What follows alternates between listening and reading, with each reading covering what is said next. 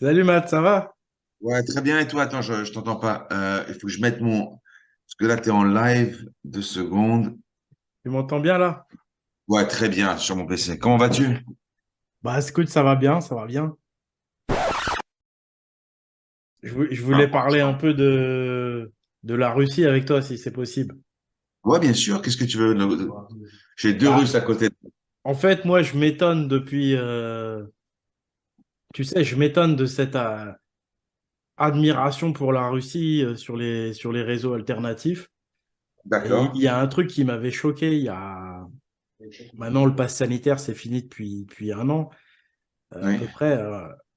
Mais il y a un peu plus d'un an, bon, j'ai rien dit publiquement dans aucune vidéo, mais il y a quelque chose qui m'avait choqué, c'est qu'en fait, tous les gens qui étaient contre le pass sanitaire, contre les contrôles, qui défendaient les droits et la liberté de ce point de vue-là, indépendamment du fait qu'ils étaient pour ou contre les vaccins, hein. Eh bien, parmi ces gens-là, il y a une faction qui s'est mise à prendre fait et cause pour Poutine. Il y a eu des gens qui sont venus voilà, pour défendre Poutine ouvertement, tout ça. Et comme en face, bah, la France étant du côté de l'Ukraine, il y avait des drapeaux ukrainiens. Donc ça s'est fini en Oui. clash pro-russe, pro-Ukraine. Alors qu'en Ouais. fait, à la base, on était là pour défendre nos droits. Cette action anti-pass sanitaire, elle était là pour défendre la liberté et nos droits, ce qui me paraît essentiel. Et ça a dérivé sur un affrontement politique pro-Poutine, anti-Poutine. Donc moi, en fait, j'essaye de comprendre depuis des années pourquoi en France, il y a autant de sympathie pour Poutine. Bon, j'ai bien entendu ma petite idée. En fait, moi, ce qui m'intéresse, c'est d'avoir ton regard sur la Russie vue de l'intérieur, parce que nous, les médias alternatifs français, sous domination, il faut le dire, abrahamique, ils nous donnent toujours un portrait de Poutine idéalisé, ou en tous les cas, toujours, on arrondit toujours les angles en sa faveur. Mais en vérité, on ne connaît rien de la Russie de l'intérieur. Et toi, je crois que tu as eu des amis Ouais, euh, non, non, bien sûr.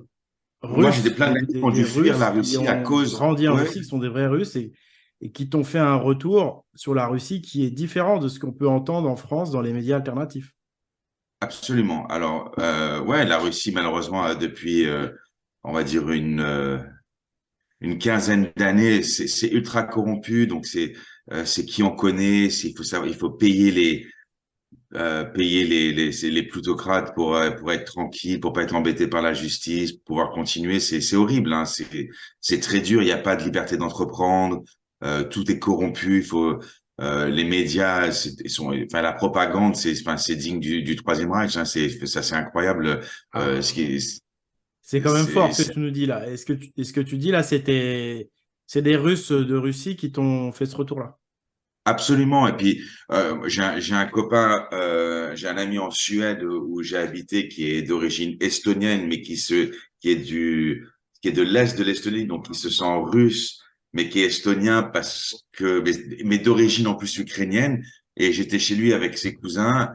Ses cousins étaient pro-Poutine et lui, il ne pouvait pas les voir. Et puis, j'ai pu voir euh, les deux, comment, journaux télévisés en russe et ça n'a rien à voir. C'est limite, on en rigole. Enfin, moi, j'ai trouvé ça presque. Enfin, c'est tellement triste que c'est rigolo. Enfin, comment on appelle ça? C'est c'est- c'est- presque sarcastique. Enfin, Mhm. on voit comment la propagande russe d'un côté, la propagande occidentale de l'autre. Mhm. Les deux on manque de neutralité, on manque Ouais, d'objectivité. On voit que ça sert des intérêts, que ce soit pro-occidentaux ou pro-russes. Il n'y a rien d'indépendant, malheureusement. ouais. Qu'on soit d'un côté ou de l'autre, faut pas croire qu'il y a un côté qui est bien et l'autre pas bien. En fait, les Absolument, deux côtés absolument. exagèrent, pour ne pas dire manipulent, en leur faveur pour défendre leurs intérêts. Exactement. Mais ce que tu dis, moi, ce qui m'intéresse par rapport à la vie en Russie, tu disais en fait, il n'y a pas de liberté d'entreprendre. C'est-à-dire que quelqu'un comme moi, tu vois, qui a pu créer sa structure économique pour faire sa chaîne Pagan TV, quelque part, j'aurais pas eu sans doute cette liberté-là en Russie. Surtout que ce que je fais, ça C'est-à-dire que si dérange le pouvoir en place, on va dire.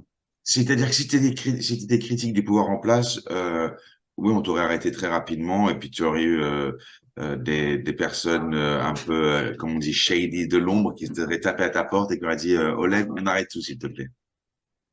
Ouais. Et Et on t'aurait peut-être ça, fait. c'est des témoignages qu'on t'a fait en direct. Ouais, ouais, bien sûr. Oui, oui, bien sûr. Ouais, ouais, on taperait on taperait à la porte, on donnerait peut-être un avertissement avant. Si t'écoutes pas et tu fais encore un peu le téméraire et puis oui, ben non, après, oui, tu serais arrêté. Il y a plein de gens en prison en Russie qui, c'est juste pour critiquer des journalistes, bon, on le voit, comment il s'appelle, Navalny en prison, juste pour critiquer, enfin, encore, il critiquait positivement, et encore, bon, Navalny, c'est un peu particulier, on peut l'assimiler à un néonationalisme russe un petit peu, donc c'est assez particulier, mais, Mhm. ouais, non, c'est incroyable, hein. C'est incroyable. Oui, toi, c'est impossible ce que tu fais, euh, oui, tu aurais été largement freiné en Russie, oui, oui, hein, sans Ouais. aucun doute, oui. Et tu disais quand, je sais plus, quand toi, tu as passé pas mal d'années en Suède, tu disais qu'il y avait beaucoup Oui, d'amis qui étaient des expats russes qui oui, justement avaient dû fuir la Russie à cause de tout ça. absolument, ouais. Ouais, parce que ben ils se conformaient pas aux souhaits du gouvernement. Ils avaient envie Ouais. d'être libres, ils critiquaient ou ils voulaient entreprendre et puis on leur permettait pas. Si tu ne payes pas les bonnes personnes, ben, malheureusement Ouais, parce qu'en fait, on te met dans les c'est roues et vachement voire même intéressant ce que tu nous dis. Pardon, excuse-moi, j'ai coupé la fin. non, non, je t'en prie. C'est vachement intéressant parce que nous, on a une vision où je parle de la vision des médias alternatifs parce que c'est vrai qu'on peut aborder certains sujets dans les médias alternatifs. Et donc, ça, c'est intéressant parce que la propagande dite occidentale de base, il y a plein de sujets qu'on ne peut pas aborder, notamment bah, les sujets que moi j'aborde. Euh, mais vous remarquerez d'ailleurs que même sur les médias alternatifs, on n'aborde pas les sujets que moi j'aborde véritablement, Euh, notamment l'histoire authentique non chrétienne. Mais en fait, ce qu'on s'aperçoit grâce à ton témoignage, c'est qu'on a enfin une vision de ce qui se passe à l'intérieur de la Russie. Et donc, en fait, tous les médias alternatifs qui sont plutôt en faveur de Poutine en France, en fait, ils ne sont pas objectifs non plus. Non, enfin, moi, C'est propagande contre propagande, en je veux fait. pas te contredire, je veux pas te contredire, mais je, je, je connais pas beaucoup de personnes qui sont euh, pro-Poutine à l'heure actuelle et les seules personnes, comme tu dis, ouais, c'est généralement des gens qui ont une vision assez Tu parles totalitaire des Russes, là? alors des Russes et des Français, mais aussi des personnes les personnes qui soutiennent Vladimir Poutine sont des gens qui sont très fermés, très totalitaires dans leur vision de la politique, de faire les choses, d'entreprendre. Oui, toi, tu parles des Français. Bah, c'est ces Français Oui, qui suivent les médias alternatifs et qui parfois se retrouvent sur ma chaîne. Et moi, mon but, c'est pas de faire de la politique, tu vois, c'est de réinformer sur l'histoire. Mais c'est intéressant que les gens soient conscients qu'en fait, moi, ce que je fais là, je pourrais pas le faire en Russie. non, Et ce que fait, par exemple, je sais pas moi, peut-être Pierre Jovanovic ou je ne sais quel média alternatif, il ne pourrait pas le faire non plus euh, s'ils n'étaient pas en France. C'est-à-dire, si la France appliquait la même politique que Vladimir Poutine à l'intérieur, on n'aurait pas de Pierre Jovanovic en France. apparemment non, non, non. Donc, c'est ça qu'il faut. Moi, c'est là où je vois un paradoxe et où je vois une manipulation, en fait, dans laquelle beaucoup de gens qui étaient au départ mus de plein de bonnes intentions, qui étaient contre les lois liberticides pendant le pass sanitaire, là, ce qu'on a eu en France, Absolument, que ces gens, en fait, ont été aveuglés par la contre-propagande, finalement, d'opposition euh, à racine chrétienne et au final pro-Poutine, on va le voir pourquoi. Ils ont été blousés parce qu'ils ne se rendent pas compte qu'eux qui défendaient la liberté, ils se mettent à défendre un système politique en Russie, celui de Poutine, qui est encore plus liberticide. Alors peut-être pas sur absolument, ce point de la gestion de la crise sanitaire, je ne sais même pas comment ça s'est passé en Russie, mais d'une manière globale, en temps normal, la Russie, c'est un pays où il y a beaucoup moins de liberté, c'est un pays dont les fondamentaux ne reposent pas du tout sur la absolument, liberté. Alors que nous, en France et en Occident, nos fondamentaux, même s'ils sont, euh, on les respecte plus malheureusement aujourd'hui ou très peu, on a quand même des fondamentaux fondamentalement, pardon pour basés sur la liberté.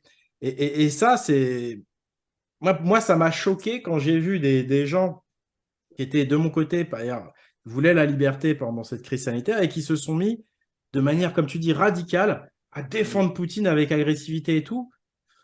Je me suis dit, il y a un truc que j'ai loupé. Bon, c'est des gens que je connaissais, par exemple, directement dans la vraie vie, mais qui ne suivaient pas forcément mon travail, qui ne connaissaient pas mon travail, parce que moi, dans la vie de tous les jours, je suis discret. Et... Mais je me suis dit, il y a un problème sans doute, parce que moi, j'avais déjà discuté avec toi, mais moi, je me doutais bien que Poutine, c'était pas un pays de liberté, quoi.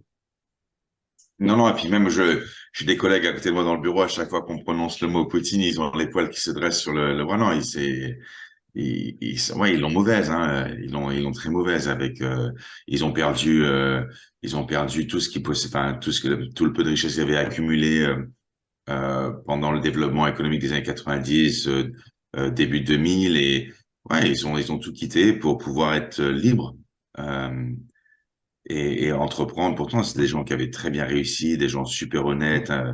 Euh, mais non, c'est dramatique là. Si on suit pas si on suit pas la ligne directrice du gouvernement russe, eh ben, t'es mis sur la touche, t'es arrêté, que ce soit les Ouais, journalistes, les médias, ouais, c'est ouais, tous pareil, tous pareil.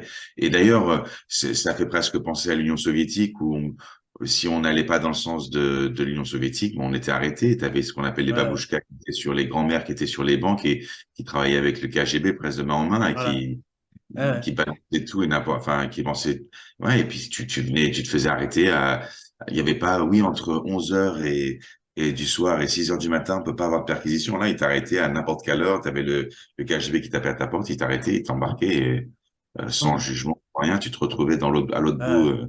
de la Russie en Sibérie, hein, à casser des cailloux pendant toute la journée.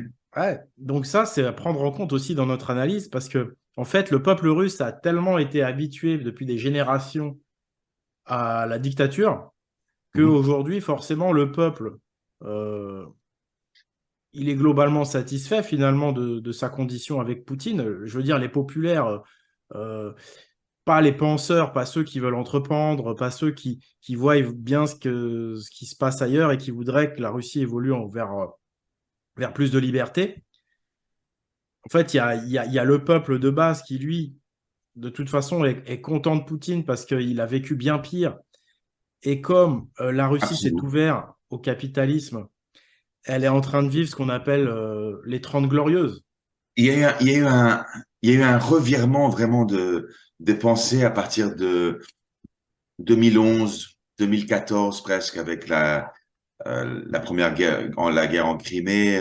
C'est là où ça a vraiment changé parce que Poutine était aimé par les classes populaires dans le sens où, euh, les gens, les conditions, De de vie ont vie été meilleures. en Russie. Mais c'est purement économique. C'est parce que quand Exactement, tu rentres dans un c'est ce que j'allais dire, capitalisme, c'était purement tu as les économique. 30 glorieuses. Donc ça, c'est pour ça que tous les Russes ont été contents. Ils découvraient le Absolument. capitalisme.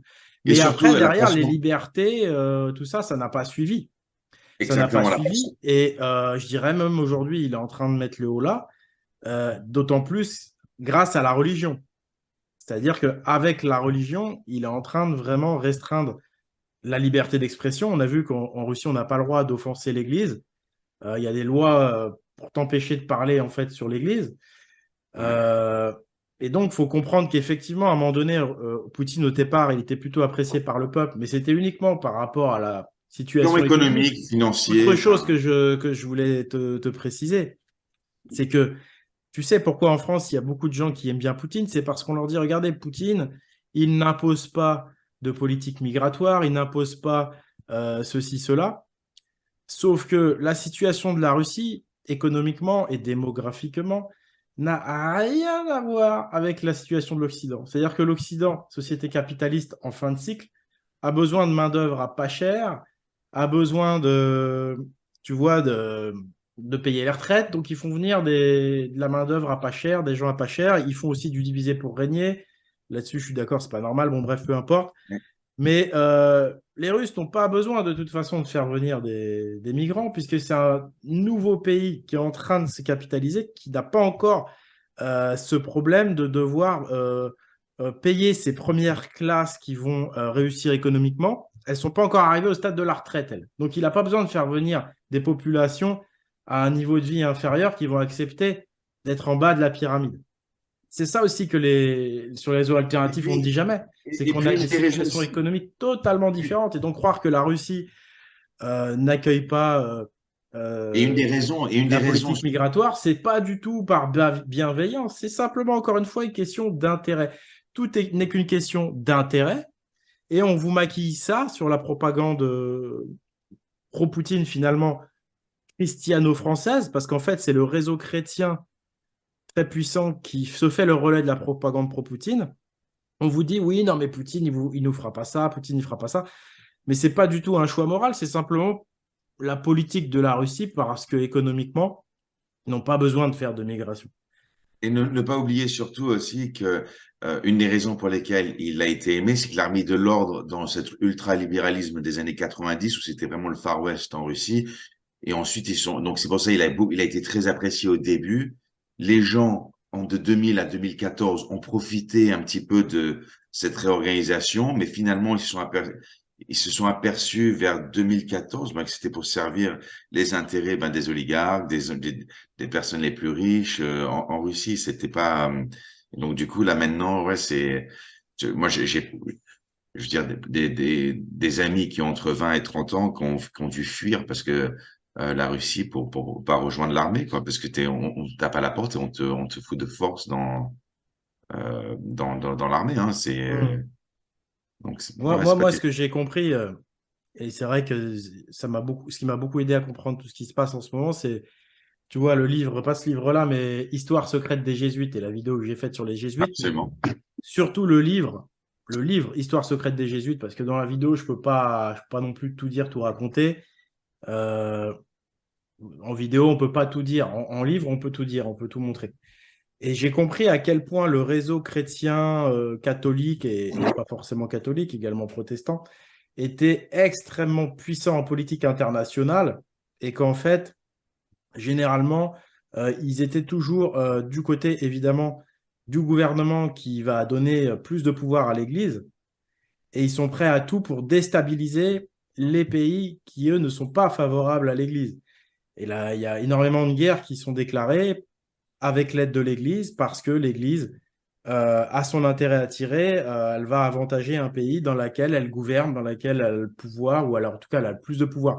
Et comme Poutine donne énormément de pouvoir à l'Église orthodoxe chrétienne, euh, eh bien, tous les têtes de pont que sont les réseaux chrétiens de tous les pays occidentaux, en France, c'est réseau Jovanovic, je vais l'appeler comme ça, bah, Jovanovic se fait l'apôtre de la Russie, tout simplement parce qu'il défend sa paroisse, il défend la paroisse chrétienne. Et c'est pour ça qu'en France, on a énormément de gens qui sont pro-Poutine dans l'opposition, ou en tout cas, peut-être maintenant ils sont plus modérés, mais parce que c'est la guerre, mais depuis toujours ils le sont. C'est pas parce que, comme j'ai dit, c'est uniquement par intérêt en fait. C'est parce que eux, ils sont dans le réseau chrétien et le réseau chrétien est appuyé fortement par Poutine. Donc, ils voudraient que la France ressemble plus à la Russie, des gouvernements avec moins de liberté, plus d'autorité religieuse, plus Mais d'autorité on voit religieuse. également dans l'ouvrage L'histoire secrète des Jésuites, pardon, comment les Jésuites se sont infiltrés en Russie après avoir été et ont réussi à manipuler les pensées pour arriver à leur fin et faire tomber le- l'empire russe, on va dire. Ouais. C'était assez passionnant ça aussi à lire. Ouais, et puis, qu'est-ce que je voulais dire pour finir? Ouais, par rapport à la guerre, depuis qu'il y a cette guerre donc entre les deux camps, le camp occidental du côté de l'Ukraine et donc le camp russe et chrétien finalement, de manière internationale, puisqu'on voit que voilà, dans tous les pays du monde, on a une propagande pro-Poutine relayée par les réseaux chrétiens, même si évidemment il y a plusieurs mouvances de réseaux chrétiens aussi. C'est pas tous les réseaux chrétiens en France qui vont faire du pro-Poutine. Mais c'est là aussi, d'ailleurs, où je trouve ça extrêmement vicieux, c'est-à-dire que vous avez des chrétiens de gauche, des chrétiens de droite, etc. Mais globalement, les fondamentaux des religions monothéistes, c'est quand même des trucs vers de l'autoritarisme d'État, vers un contrôle de la pensée, vers Contrôle de la pensée, oui, on absolument. enlève la liberté, quoi. Hein. Et dans l'histoire du secret des Jésuites, c'est là où on retrouve toutes les déclarations des papes anti-liberté, ouvertement anti-liberté, hein, qu'aujourd'hui, ils n'osent pas trop faire, parce que bon, ça passerait mal, mais dont voilà, les agents alternatifs n'hésitent pas à l'attaquer directement, la liberté, parce qu'ils s'en servent aussi, mais on sent que leurs fondamentaux ne sont pas là. Et donc, oui, par rapport à cette guerre, moi, j'ai vraiment trouvé stupide de la part de beaucoup de gens qui défendaient la liberté, qui étaient contre le pass sanitaire, de se mettre comme ça du côté de Poutine jusqu'à se faire censurer et tout. Parce qu'en fait, je trouvais que c'était idiot. Parce que je suis désolé, quand ton pays natal est en guerre, franchement, il faut réfléchir avant de se mettre contre son propre pays, quoi. Réfléchis avant de parler, quoi, bordel. T'es né Non, dans un pays quand le, même. le plus triste, c'est que c'est une guerre fratricide, pardon, j'arrive pas à parler. Et c'est désolant parce qu'on voit l'Ukraine fait partie de la Russie fait partie de Oui, en l'Ukraine. plus, là-bas, c'est une situation qui est extrêmement compliquée. Euh, Ce sont des frères qui se battent, des cousins germains qui se ouais. battent.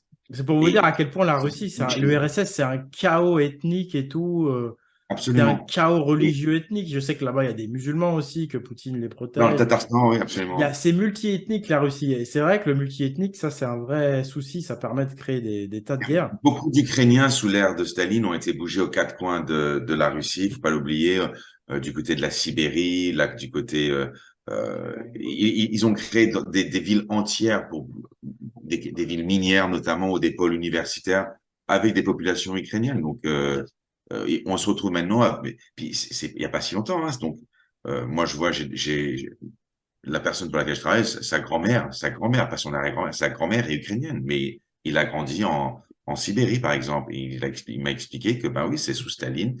Ma famille, on a été bougé en Sibérie parce Hum, que c'était là où l'expertise de mon grand-père, ils en avaient besoin. Donc, hum. c'était une sorte de ferronnier, enfin, je sais pas comment on dit en français, dans les fonderies. Il travaille dans les fonderies, son expertise était nécessaire, était utile en Sibérie, donc ils l'ont ramené d'Ukraine directement en Sibérie. Hmm. Non, c'est Ouais, et puis dramatique. C'est la Russie, elle a une histoire terrible et beaucoup de souffrance. Et de la prendre aujourd'hui en exemple, c'est juste pas connaître l'histoire, c'est juste pas connaître ce non, qui se passe en ce moment en Russie, c'est juste répéter bêtement la propagande chrétienne. Après, moi, j'ai compris pourquoi il y a des gens qui se sont mis comme ça pour Poutine. En fait, le gouvernement macronien nous a tellement énervés avec ces histoires de passe sanitaire, il a tellement abusé que il y a eu une haine contre Macron qui était compréhensible. Et ouais, du coup, tous les gens justifié. qui se sont mis contre Macron, eh ben, comme ils détestaient Macron, ils se sont mis avec eux. Mais là, c'est vraiment dommage de devoir choisir entre la peste et le choléra. Absolument. Surtout qu'a priori, moi en tout cas, qui suis un penseur indépendant et qui est un entrepreneur, moi je préfère encore Macron que Poutine. Parce qu'au moins, je peux faire ce que je fais en France, tu vois, que je ne pourrais pas faire en Russie. Donc d'avoir Impossible. choisi Poutine, juste par haine de Macron, c'est complètement débile. C'est choisir le pire, encore pire que. C'est vraiment pas réfléchir correctement. Et ça prouve une certaine immaturité politique chez la plupart chez beaucoup de Français, quoi. C'est-à-dire qu'ils ont tout mélangé. Ok, vous avez le droit de pas aimer Macron. La politique anti-pass sanitaire était effectivement exécrable. Mais de là à ensuite à changer complètement de délire et à rentrer dans une guerre entre deux personnages politiques, c'est stupide. Surtout que cette guerre, elle est contre ton pays natal, qui certes fait sans doute de la propagande aussi, mais comme on l'a dit, la propagande, elle est des deux côtés. La vérité, elle est ni du côté de ce que disent les médias occidentaux, ni de ce que disent les médias russes. La vérité est toujours au milieu. Mais au bout d'un moment donné, il faut réfléchir. Tu es né dans un pays, et ce pays-là, certes, il fait la guerre là-bas en Ukraine pour des intérêts économiques, pour le pognon. Mais Poutine, Oui, tu crois qu'il fait quoi, lui? Il fait la même chose, il le fait pour l'économie, pour le pognon. C'est pas la guerre, c'est jamais beau, c'est toujours des intérêts très bas niveau. Donc au bout d'un moment donné, tu choisis quoi? Soit tu choisis rien, tu fais comme moi, soit au pire des cas, tu choisis ton propre camp parce que bah, tu as plutôt intérêt à à ce que cette économie, elle bénéficie à ton pays et à ta famille et à ton peuple qu'au peuple d'en face. Je veux dire, au bout d'un moment donné, il faut arrêter avec le Pavlov. C'est pas parce que Macron, on a plein de raisons de ne pas l'aimer, qu'il faut se mettre du côté de tous ses ennemis. Ça, c'est vraiment un côté enfantin de cours de récréation. C'est pareil, l'autre fois, j'entendais quelqu'un qui disait, pour discuter vite fait politique, mais ça n'a pas été loin, oui, mais au moins, Poutine, il porte ses couilles. Mais au moins, Poutine, il porte ses couilles. Mais, À quel prix? mais surtout, mais t'as quel âge, mec? T'as 35 ans, t'as des enfants et tu as un discours comme ça. Mais ça, c'est du discours de cours de récréation. Là, on parle de millions, de milliards de gens qui sont euh, impliqués dans cette guerre. Parce qu'on ne sait jamais comment la guerre peut tourner. Ça peut aller plus loin, ça peut devenir une guerre nucléaire, etc. Enfin bref, comment tu peux avoir un discours de gamin, de cours de récré, où on voit tous les pro-Poutine, ils sont là, oui, mais c'est la virilité, il dit merde, tout ça, ouais, il va faire la guerre, c'est bien. Mais bande de bouffons, vous avez jamais vécu la guerre. Les poilus qui ont fait la guerre de 14-18, eux qui avaient des couilles, s'ils seraient là, ils vous entendraient parler, dire ça, dire ah, Poutine, il a des couilles, ils vous en colleraient une, ils vous défonceraient la tronche. Ils diraient, voilà, j'ai des couilles. Et avoir des couilles, c'est savoir que la guerre, c'est de la merde. Et donc Absolument. justifier la guerre en disant il a des couilles, ou justifier la violence, comme on voit beaucoup sur les réseaux d'extrême droite chrétiens, moi c'est pareil, j'en peux plus.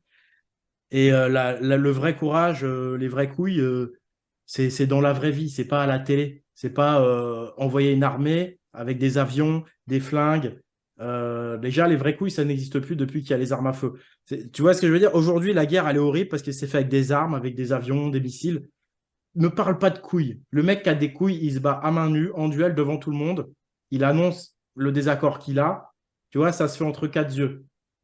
Donc, tu vois, les gens en France, ils sont complètement manipulés, ils sont dans une sorte d'infantilisation.